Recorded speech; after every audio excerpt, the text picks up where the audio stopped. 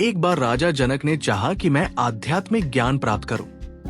ये सोचकर उन्होंने 1000 गायें मंगवाई और हर एक गाय के सींग पर 20-20 मोहरें बंधवा दी और हुक्म दिया कि जो व्यक्ति शास्त्रार्थ में जीत जाए वही ये गायें ले जाए। 1 महीने तक वाद विवाद होता रहा। आखिर याज्ञवल्क्य के सब ऋषियों में अव्वल निकले और 1000 गायें मोहरों समेत ले गए। राजा ने कहा कि मैं इसी तरह 1000 गायें उसको भी दूंगा जो मुझे आत्मज्ञान या ब्रह्मा ज्ञान या राजयोग का बोध करवा दे। याज्ञवल्क्य वाचक ज्ञानी थे।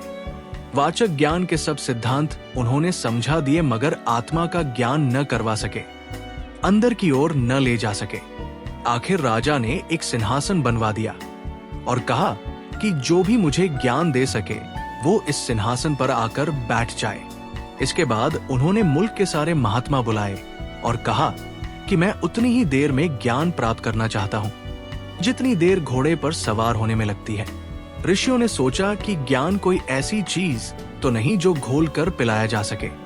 पहले कुछ लिखाए, पढ़ाए, अभ्यास कराए, तब धीरे धीरे कुछ ज्ञान प्राप्त हो। फिर भी कईयों ने आत्म ज्ञान प्राप्त कराने की कोशिश किया, लेकिन जो असफल रहे समझाने में, उनको राजा जनक ने जेल में डाल दिया। इतने में अष्टावक्र जी आ गए और सिंहासन पर जाकर बैठ गए।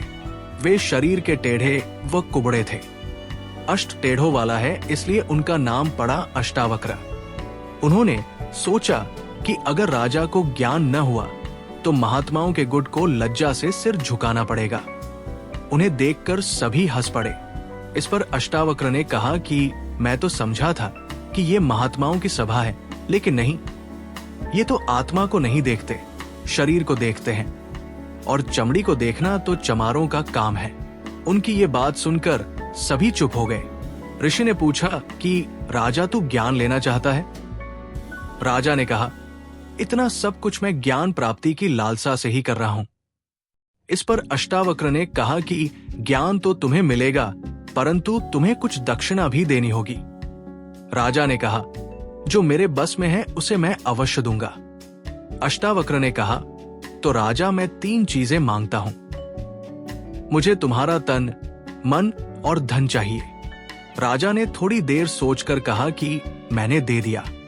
फिर सोच लो, अष्टावक्र ने कहा। जी मैंने सोच लिया, राजा ने कहा। तो करो संकल्प, अष्टावक्र ने कहा। राजा ने संकल्प किया।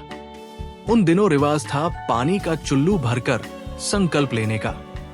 अब अष्टावक्र ने राजा से कहा, देख राजा, तू मुझे तन, मन, धन दे चुका है। इसका मालिक अब मैं हूं, तू नहीं। तो मैं हुक्म करता हूं कि तुम सबके जूतों में बैठ जाओ। दरबार में एकदम सन्नाटा छा गया। सब चुप हो गए। अपनी प्रजा, दरबारी सबके सामने जूतों में जाकर बैठना।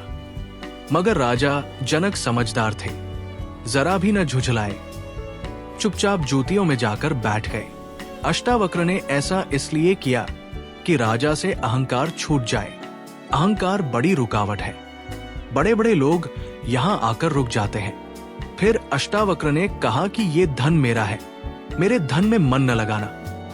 राजा का ध्यान परिवार की ओर जाता, फिर वापस आ जाता कि नहीं, ये तो सब अब ऋषि का हो चुका है। राज्य, धन की ओर राजा का मन बार बार जाता और वापस आ जाता कि नहीं, ये तो अब सब ऋषि का है। मन की आदत है, वो बेकार और चुप नहीं बैठता, कुछ न कुछ सोचता ही रहता है। राजा के मन का ये खेल ऋषि देख रहा था। आखिर राजा आंखें बंद करके बैठ गया कि मैं बाहर न देखूं, न मेरा मन वैभव में भागे। ऋषि यही चाहता था। अपना मतलब पूरा होता देख ऋषि ने पूछा, तू कहाँ है? राजा बोला, मैं यहां हूं। इस पर ऋषि ने कहा, तू मुझे मन भी दे चुका है, खबरदार जो उसमें कोई ख्याल उठाया तो। राजा समझदार था, समझ गया कि अब मेरा अपने मन पर भी कोई अधिकार नहीं है। समझने की देर थी कि मन रुक गया। जब ख्याल बंद हुआ तो अष्टावक्र ने अपनी अनुग्रह दृष्टि दे दी। रूह अंदर की यात्रा पर चल पड़ी रूहानी मंजिल की सैर करने। अष्टावक्र ने अन्य ऋषियों को कहा कि अब राजा को बुलाओ।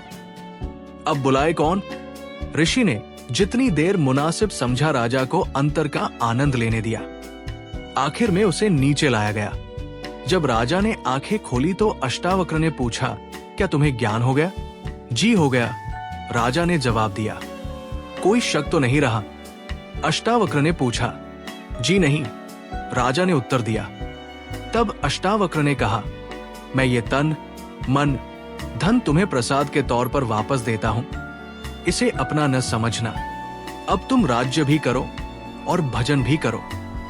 इस तरह अष्टवक्र ने राजा जनक को 1 सेकंड में मुक्ति और जीवन मुक्ति पाने की विधि बताई और ज्ञान दिया। आध्यात्मिक भाव।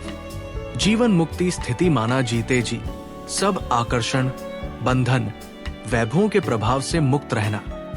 इसका मतलब ये नहीं कि सब कुछ छोड़कर सभी से दूर रहना, परंतु सबके बीच रहते हुए, सभी जिम्मेवारियों को निभाते हुए भी किसी भी बंधन में नहीं फंसना, सुख और दुख के बंधन में भी नहीं फंसना।